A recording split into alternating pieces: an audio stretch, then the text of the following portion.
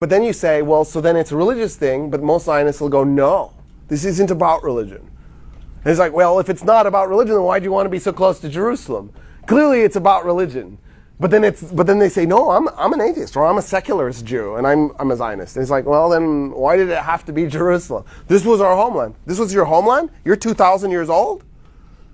I don't understand. Here's the twist. The majority of Palestinians are of Jewish descent and are ethnically more Jewish than the European and American Jews who went and created Israel. So every time a Palestinian is murdered by an Israeli, a person who's more Jewish is killed by a person who's less Jewish. It's true that the Israeli is actually practicing Judaism or is a secular Jew.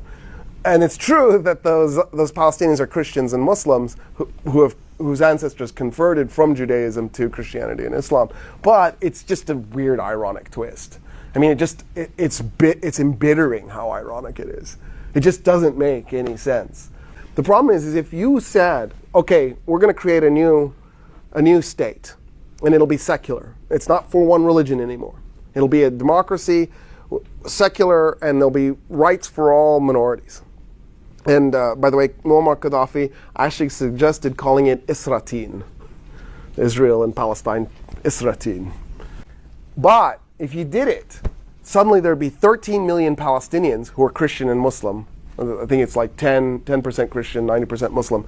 And then there'd be 6 million Jews. So the Jews would become an instant minority in that state.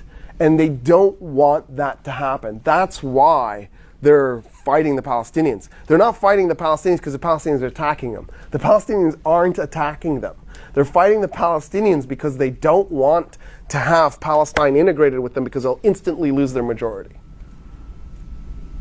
There are actually 7 million Palestinians living in Palestine and Israel.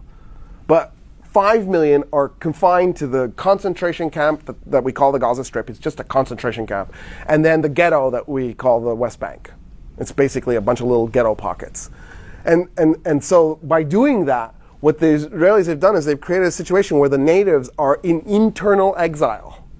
Right? They're still in Palestine. They're just not in their homes.